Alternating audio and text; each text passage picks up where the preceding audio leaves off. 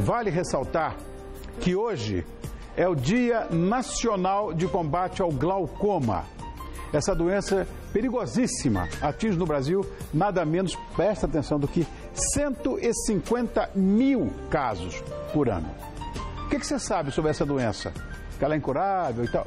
Tudo bem. Agora, quem abre os nossos olhos sobre esse vilão silencioso e que pode levar à cegueira é esse oftalmologista que é membro do Conselho Brasileiro de Oftalmologia, da Sociedade Brasileira de Oftalmologia e de Glaucoma.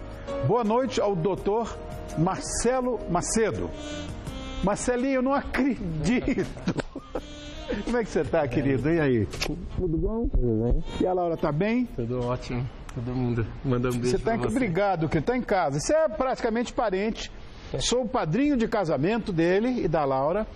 Imagina, vocês terem ideia, ele é genro do Marcelo Cunha, que é meu brother, né? Que você já sabe.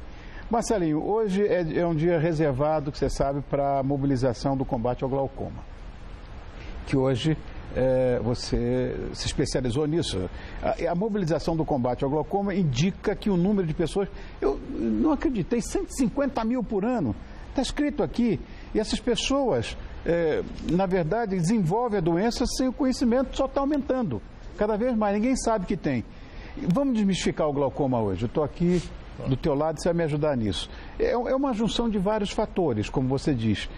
Realmente, isso pode levar à cegueira? Boa noite. Bom, realmente o glaucoma, até a definição, é uma doença multifatorial. Então, até pela definição, é exatamente um conjunto de vários fatores.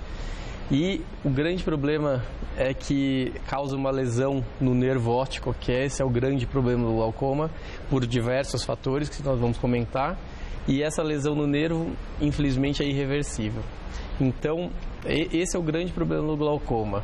Ele acaba lesionando, principalmente a lesão lá no nervo óptico, e não tem o que se fazer para retornar essa visão perdida. Tem o tal do glaucoma congênito, que a pessoa nasce com isso. Eu acompanhei um caso do filho de um amigo nosso, que é o Roberto Carlos, né? Eu falei que vi mesmo, desde o começo da história dele. É muito complicado, mas tem um outro glaucoma que não é o congênito, que parece que pode ser revertido, ou estou falando bobagem? Na verdade não. Graças a Deus o glaucoma congênito e o glaucoma juvenil são glaucomas mais raros. Tá. E que não é o grande número de pacientes que é o glaucoma primário de ângulo aberto, que é o glaucoma mais da idade. Então, o glaucoma, um dos fatores de risco é relacionado à idade. Quanto mais a idade avançada, maior a chance de desenvolver o glaucoma. E obviamente, como por exemplo, como congênito, são fatores normalmente genéticos. Tem essa relação. Ah, é? Ou seja, a nossa genética, eu acho que é tão diversamente poderosa que nos define muito além das aparências, inclusive. Sei lá, essas heranças familiares são importantes, eu não tinha a menor ideia, e englobam doenças. É o caso do glaucoma, então. Eu não sabia disso, Marcelinho, pode ter certeza. Tem alguma faixa etária ou qualquer um pode ter essa doença? Então, para você ter ideia, o glaucoma, hoje, falando até em números, é a segunda maior causa de cegueira no mundo. Só perde para a catarata. Só que a catarata é reversível. Então ela é irreversível, é o glaucoma.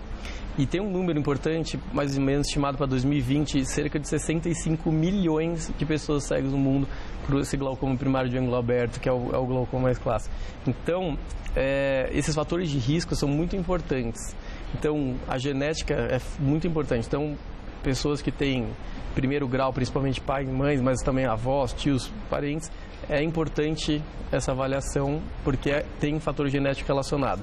E em relação à idade, normalmente 2% do glaucoma acima dos 40 anos. Então, normalmente 40 anos para frente é onde tem a maior chance de desenvolver. Então, maior com 50 e maior ainda com 60 e assim por diante. Então, ele tem relação com a idade. A idade avançada é um fator de risco importante para o glaucoma. Uma pergunta, Marcelo.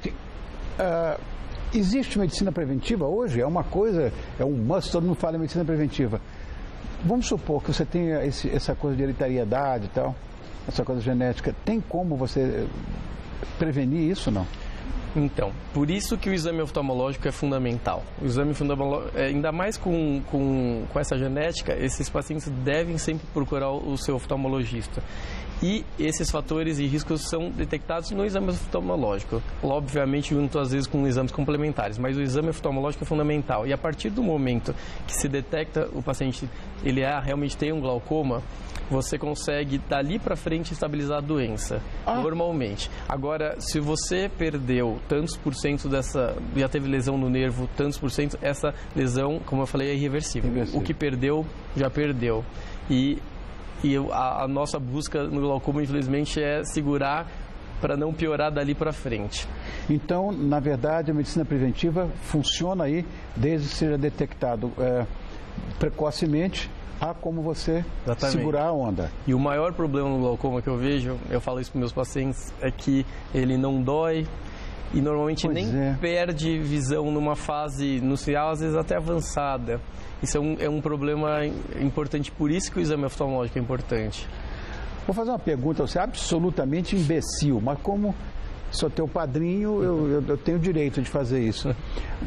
Você tem uma outra formação acadêmica que é a medicina veterinária, além da medicina ortodoxa e de ser um oftalmologista de primeira grandeza.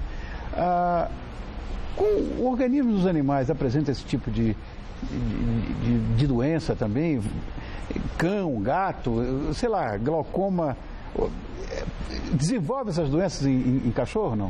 Em gato? Minha primeira formação, como você viu, foi a medicina veterinária e eu foquei na oftalmologia e é impressionante, até por isso depois eu acabei migrando, que a relação é tão grande do olho humano com o olho dos animais, que praticamente quase todas as doenças tem nos animais. Então, glaucoma, catarata, alterações na córnea, alterações na retina, pálpebras, e é impressionante, tem muita ligação. E a medicina veterinária hoje, principalmente na oftalmologia, está crescendo muito.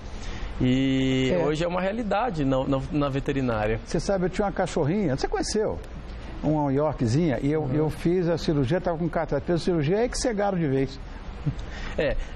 Eu acho que a evolução que teve agora na catarata, principalmente até na veterinária, está sendo muito grande em toda a área oftalmológica, e a veterinária cresceu muito.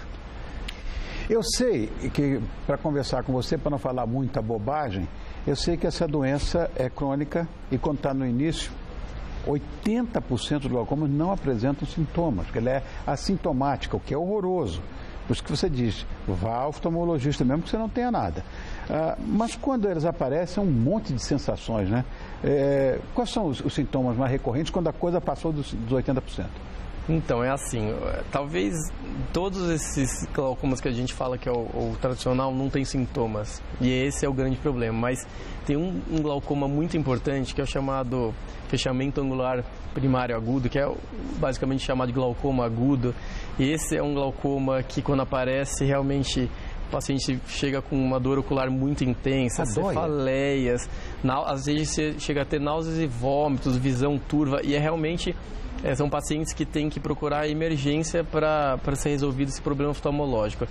Esse é um glaucoma que tem sintomas bastante importantes. Agora, os outros, que é a grande maioria, não tem esses sintomas. Normalmente, impressões que estão altas e lesionando o nervo óptico não causa nenhum sintoma. E só vai perceber quando já tem uma perda importante da visão. Bom, infelizmente, como você diz, é uma doença incurável, mas existe um tratamento conservador, né? Quando você detecta isso precocemente. Mas quando você detecta essa doença, em que eu sei que existe um caso em que ela é cirúrgica. Isso, quais são os resultados? Vai ficar mais simples de você falar. Bom, então basicamente só concluir, o tratamento inicial são os colírios. E tem algumas horas que, infelizmente, por exemplo, usam todas as drogas e não controla, ou o paciente é alérgico a esses colírios não consegue usar, ou é um paciente que realmente não consegue pingar, não pinga, é irresponsável, não tem... Tem muito disso, né, Marcelo? Exatamente, infelizmente tem. E aí a gente tem que partir para a cirurgia. A cirurgia, basicamente, é para diminuir a pressão intraocular, que é o principal fator de risco que lesiona o nervo óptico. Infelizmente, não é para melhorar a visão, infelizmente não tem esse benefício como, por exemplo, uma cirurgia de catarata. Porém, se não feito, vai tendo a progressão e não tem como recuperar. Então, essas horas, a cirurgia, para esses determinados fatores principais, como não controle, alergias, a medicação que não está dando conta, nós partimos para a cirurgia, que basicamente a função para diminuir a pressão intraocular. E a coisa permanece como estava? Normalmente, exatamente. Vamos dizer assim, o que a gente busca é a controle da pressão e manter daquele jeito o glaucoma. Esse é o doutor Marcelo Macedo, grande oftalmologista, meu afilhado, e eu quero mandar um beijo para minha afilhada também. Laurinha, um beijo, tive com ela semana passada. Jantar. No almoço. Almoço. Um beijo para você, meu amor, e obrigado, um beijo para você também, Marcelinho. Obrigado por ter vindo, querido, obrigado mesmo.